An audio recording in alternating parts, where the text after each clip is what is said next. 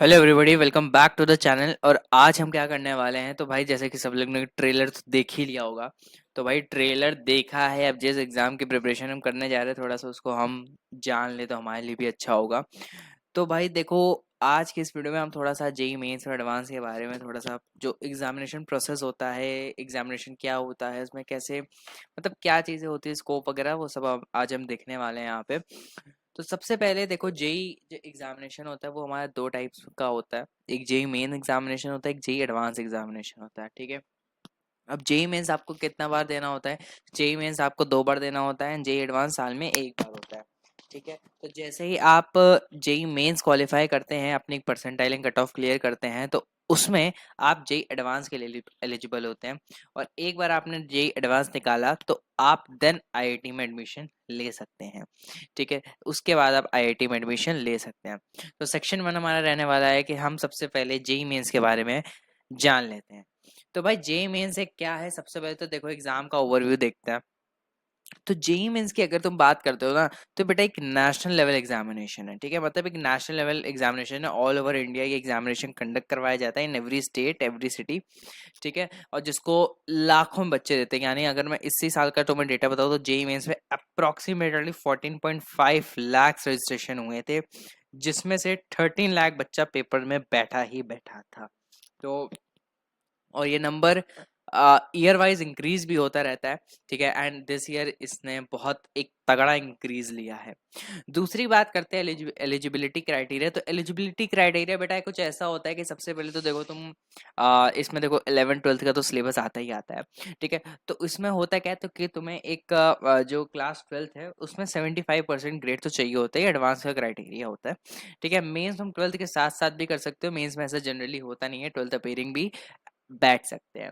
Language of examination की बात करते हैं तो लैंग्वेज बहुत सारे मोड्स में एग्जामिनेशन होता है, जैसे हिंदी में हो सकता है, हिंदी में हो सकता है, और भी अगर कुछ उसमें ऑप्शंस होता है तो उसमें भी हो सकता है।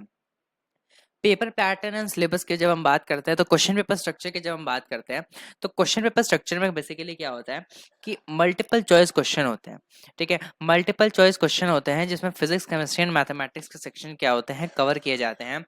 दो सेक्शन होता है यार, जैसे कि एक सेक्शन ए होता है, एक सेक्शन बी होता है, सब्जेक्ट वाइज होता है। सेक्शन ए में तुम्हारा मल्टीपल चॉइस क्वेश्चंस रहते हैं, एंड सेक्शन बी में तुम्हारा इंटीजर टाइप क्वेश्चन रहता है, यानी तुम्हें इंटीजर सेलेक्ट करना होता है। मोड ऑफ एग्जामिनेशन की अगर हम बात करते हैं, देखो मोड ऑफ एग्जामिनेशन, तो मोड ऑफ एग्जामिनेशन इसका सीबीटी मोड होता है।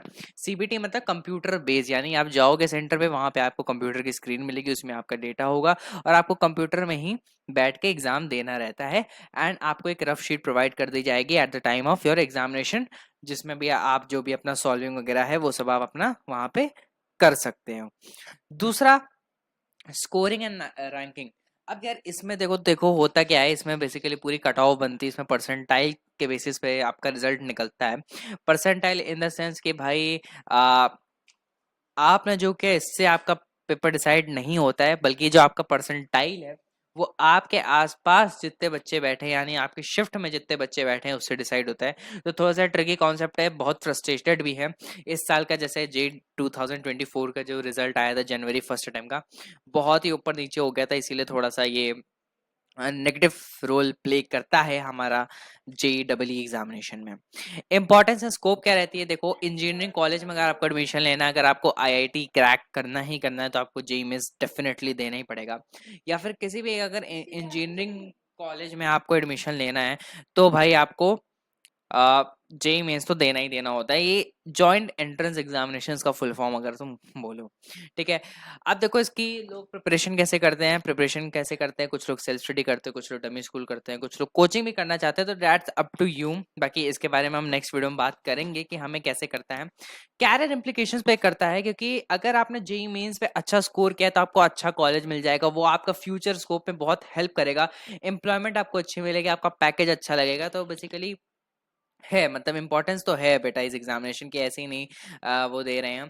अब रिसेंटली अभी हमारा 2024 का एग्जामिनेशन हुआ था, तो उसमें मैंने तुमको जैसे बताया कि भाई 14 लाख रजिस्ट्रेशन हुए थे, ठीक है, 14 लाख।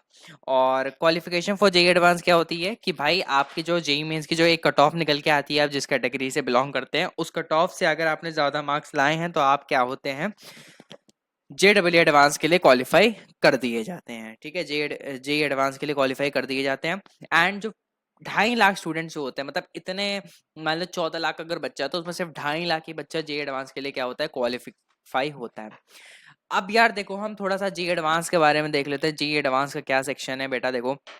तो एडवांसमेंट क्राइटेरिया हम देखते हैं। तो इसमें सिलेक्टिव क्वालिफिकेशन होती है। ठीक है, सिलेक्टिव क्वालिफिकेशन का मतलब क्या होता है कि मतलब जेईई मेंस के एग्जामिनेशन में जिसने भी कट ऑफ क्लियर किया होता है, सिर्फ वही एलिजिबल होते हैं किसके लिए, जेईई एडवांस के लिए। तो बेटा ये ऐसा ऐसा सीढ़ी है। ठीक है, आप पहले 12th पास करेंगे, ठीक है, फिर आप जेईई मेंस को करेंगे, जेईई मेंस का सेकंड अटेम्प्ट देंगे। उन दोनों अटेम्प्ट्स में देखा जाता है कि आपका जो भी बेस्ट ऑफ 2 होता है उसमें आपको फिर कट ऑफ निकलती है, और उसके बाद आपका फाइनल रिजल्ट बनता है। अगर आपने उस कट ऑफ को पार कर लिया तो आप एडवांस के लिए क्या है, एलिजिबल है।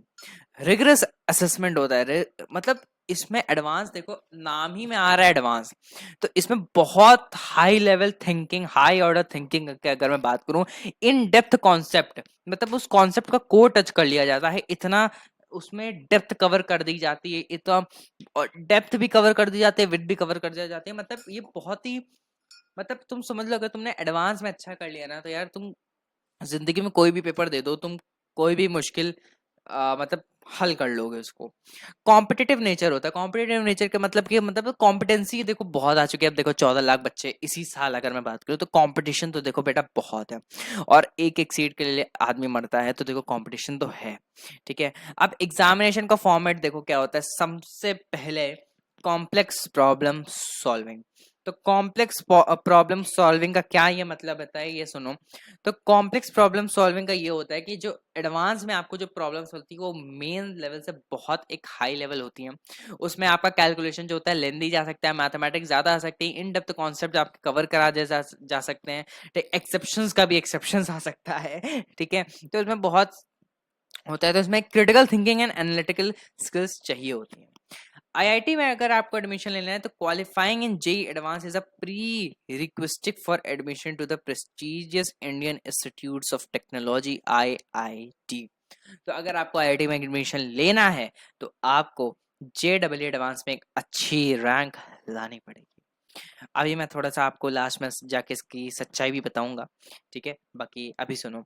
ग्लोबल रिकॉग्निशन होता है। अगर आप आईआईटी, अगर आपने जेईई एडवांस में एक अच्छी रैंक लाई है, तो आप किसी भी एग्जाम में बैठ सकते हैं बेटा। आप हर एक एग्जाम क्रैक कर सकते हैं। आप एक आईआईटी का टैग लेके, आप एक आईआईटी की डिग्री लेके चल रहे हैं, तो आपको बेस्ट ऑफ बेस्ट प्लेसमेंट मिलेगा। ठीक है, यही इसकी खासियत है। सिलेबस एंड प्रिपरेशन की बात करते हैं, तो सिलेबस एंड प्रिपरेशन में एडवांस का सिलेबस देखो। देखो मेंस में क्या करता है, एनटीए जो होता है, नेशनल टेस्टिंग एजेंसी, जो जेईई मेंस कंडक्ट करवाती है, वो क्या करता है, वो सिलेबस में रिडक्शन करता है। रिडक्शन इन द सेंस कि मतलब वो कुछ चैप्टर डिलीट कर देगा, या फिर जो उसको एनसीईआरटी टू इनलाइन कर देगा। लेकिन एडवांस में बेटा ऐसा नहीं होता है भाई, नाम में ही एडवांस रखा है। ठीक है, नाम में ही क्या रखा है, नाम में ही एडवांस रखा है। ठीक है, तो ऐसा बेटा होता नहीं है जनरली। ठीक है, तो ये जो एडवांस सिलेबस है ना, ये तुमको कवर करवाना ही पड़ता है। ठीक है, मतलब A to Z जितना सिलेबस है तुम्हारा 11th प्लस 12th PCM, और उसमें एक्स्ट्रा नॉलेज, ऐसा नहीं है एनसीईआरटी से काम बन जाएगा, बिल्कुल नहीं बेटा। क्या बोला, इन डेप्थ, पूरा डेप्थ में जाना पड़ता है, एक एक कोर कॉन्सेप्ट क्लियर करने पड़ते हैं। अब इंटीग्रेटेड कोचिंग देखो, कोचिंग इसके बारे में तो अब देखो एक अलग से वीडियो आएगी कि आपको कोचिंग करनी चाहिए नहीं करनी चाहिए। ठीक है, इसके लिए भी हम वर्क करेंगे। देखो इस चैनल का मेन मोटिव यही है कि तुमको जेईई मेंस से रिलेटेड जितनी भी स्ट्रैटेजीज हैं, ठीक है, जितने भी तुम्हारे डाउट्स आते हैं कि सर तुम्हें प्रिपरेशन करते हो, उतना हम सब इस चैनल पे कवर करवाएंगे। एक स्ट्रैटेजिक अप्रोच चाहिए होती है। देखो अगर तुम ऐसे हलवा समझ रहे हो कि अरे यार जेईई एडवांस ही तो पढ़ना, ही तो ये पढ़ना है बेटा, ऐसा नहीं हो सकता। इसके लिए बहुत हार्ड वर्क, ठीक है, बहुत determination, smart work and strategic approach चाहिए ही होता है। ठीक है, आपको मॉक्स लगाने होंगे, आपको पीवाईक्यूज 10 साल के करने होंगे, आपको रिवीजन करना होगा, आपको सिलेबस कंप्लीट करना होगा, आपको एडवांस के क्वेश्चंस लगाने होंगे बेटा। बहुत इसमें स्ट्रैटेजिकली खेलना पड़ता है। जो खेल जाता है वो जीत जाता है, जो नहीं खेल पाता वो रह जाता है। ठीक है, साफ सी बात, नो बकवास। ठीक है, अब देखो एकेडमिक एंड प्रोफेशनल सिग्निफिकेंस, देखो एलीट एकेडमिक पाथवेज। देखो जेईई एडवांस का अगर तुम मतलब रैंक लेके आते हो, देखो आईआईटी तो मिलता ही मिलता है, साथ में और भी बहुत सारे आईआईएससी बेंगलोर है, आपको वो मिल जाता है, आईआईएसटी में आप इसरो में जाना चाहते हैं आपको वो मिल जाता है, ठीक है। दूसरा इंडस्ट्री रिकॉग्निशन इसमें होता है भाई, जैसे कि मैंने तुमको बताया कि तुम एडवांस में रैंक लेकर आए हो, तो थोड़ा तो तुम्हारी इज्जत की ही जाती है, ग्लोबल इम्पैक्ट भी इससे पड़ता है, तो वही सारी चीजें इस पर ज्यादा नहीं करेंगे। नेविगेटिंग द एग्जामिनेशन प्रोसेस, अब देखो हम थोड़ा एग्जामिनेशन प्रोसेस की तरफ बढ़ते हैं कि भाई क्या होता है प्रिपरेशन स्ट्रेटजीज के बारे में, तो देखो हम आगे जाके बहुत इन डिटेल बात करने वाले हैं, तुम्हारे लिए प्लान्स लाएंगे, तुम्हारे लिए पूरा डे वाइज प्लान लाएंगे, लेकिन अभी इसको हम सीखते हैं कि क्या है। देखो कॉम्पिटेंसी का जमाना है, ठीक है, ये तो तुम समझ रहे हो, कॉम्पिटेंसी का जमाना है, तो हमें उसके लेवल की पढ़ाई करनी होगी। देखो बोर्ड एक ऐसा लेवल होता है कि हाँ ठीक है तुम पढ़ रहे हो, ठीक है, बोर्ड बोर्ड बहुत नीचे लेवल है इन सब चीजों के आगे, तो प्लीज को बोर्ड से कंपेयर तो बिल्कुल मत करना, बोर्ड कुछ नहीं है, ठीक है। हाँ अब बोर्ड का नया पैटर्न आ चुका है कि भाई कॉम्पिटेंसी बेस्ड आएगा, लेकिन अभी भी बेटा वो एडवांस का लेवल नहीं टच कर पाया, तो इसके लिए तुमको पूरा स्टडी प्लान बनाना होगा, मॉक टेस्ट देने होंगे, असेसमेंट देनी होंगी, ठीक है, आपके आसपास का फिजिकल वेलबींग जो मेंटल आपके स्टेट है वो भी अच्छा रखना होगा, ठीक है। काफी बच्चे देखा है कि डिप्रेस हो जाते हैं, ठीक है, अपनी प्रिपरेशन नहीं कर पाते हैं, तो उससे हमें थोड़ा सा बच के रहना पड़ेगा। टाइम मैनेजमेंट स्ट्रेस मिटिगेशन, देखो बहुत बार ऐसा सिचुएशंस आती है जब हम टाइम मैनेज नहीं कर पाते, हमारे बैकलॉग्स बनते जाते हैं, ठीक है, तो उसके लिए हमें एक स्ट्रैटेजिकली टाइम एलोकेशन करना होगा, ठीक है, स्ट्रेस मैनेजमेंट भी करना होगा, डिस्ट्रैक्शंस को दूर करना होगा, ठीक है, और अपने साथ एक सपोर्ट को लेकर चलना होगा। पोस्ट एग्जामिनेशन कंसिडरेशन की बात करते हैं, तो अभी रिजल्ट आने वाला है, रिजल्ट एनालिसिस हम मार्क्स और परसेंटाइल बनाते हैं, तो ये तो बेटा बाद की बात है। उसके बाद आपको काउंसलिंग में जाना पड़ेगा, जैसे हमारे पास जैसे जेई एडवांस के रिजल्ट के बाद हमारी काउंसलिंग स्टार्ट हो जाती है, तो अगर आपने कट ऑफ क्लियर कर लिया तो आप देन जोसा एंड सीएसए भी राउंड ले सकते हैं, ठीक है, ये सब तो बाद की बात है। फिलहाल हमारा मेन मोटिव क्या है कि बेटा हमें आईआईटी क्रैक करना है, ठीक है, हमें हमारा आईआईटी क्रैक करना है, ठीक है, हमें हमारा आईआईटी क्रैक करना है। तो थैंक यू यार यहाँ पे, ठीक है, और ये सुंदर सी पीपीटी मैंने बनाई है पॉप पॉप एआई से, ठीक है, तो बस इतना ही बात है, बाकी चैनल पे सपोर्ट दिखाते रहना अपना, ठीक है, ऐसे ही बढ़िया बढ़िया और नॉलेज वाली वीडियोस मैं आपके लिए लेके आता रहूँगा। फिलहाल अभी मैंने थोड़ा सा आपको ओवरव्यू दे दिया आपके पूरा JEE mains and advance examination का, और आगे जाके हम इस पे और भी वर्क करेंगे और आपके लिए ऐसी बढ़िया बढ़िया वीडियोस लाते रहेंगे। सपोर्ट दिखाना, do like share and subscribe the video, and चलो बाय बाय।